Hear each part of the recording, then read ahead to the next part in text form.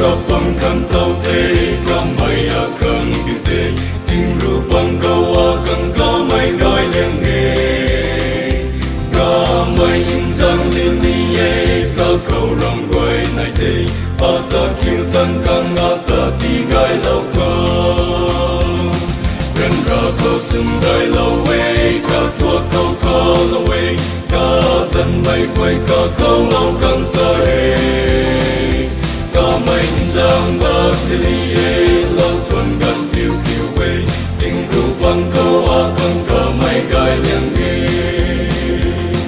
gần ra câu xưng gai lâu quay có thua câu có lâu quay có tân mày quay có câu lâu căng xa hề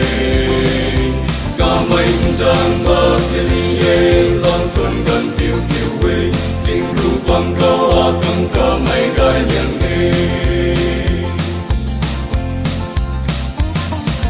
lưng gần đó mây quay tới có mây rơi phun lâu thế buồn chinh gần câu à cần giúp lâu quý coi ye có cần quay ai có hao mai ra mang quay gần có thể cao tu à ta có ngâm rơi xin gác lâu thế đi rồi gần ru lâu xin đi say tan rơi thiang xin đi Giêsu quan rơi gai nó ai gai cần đi có mây rằng bác đi lòng thuần gần phiêu phiêu quê tình ru bằng câu à cần có mây gai liền nghề gần ra câu xung gai lâu quê có thua câu có lâu quê có tân mây quê có câu lâu cần xa hề có mây rằng bác đi lâu thuần gần phiêu phiêu quê tình ru bằng câu à cần có mây gai liền nghề ta cần ru lâu là kê ta ba lâu là kê cả câu lung na cả xuân câu ai lung thu khâu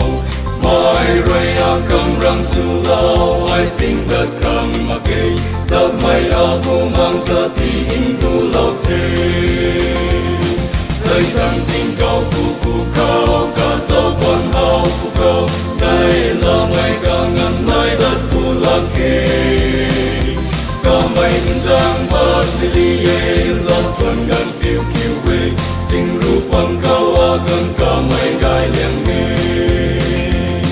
nhân ra câu xưng gai lâu quê có thua câu có lâu quê có tân mây quê có câu lâu cần xa hề có mây rằng bác đi lòng thuần gần phiêu phiêu quê tình ru bằng câu à cần có mây gai liền nghề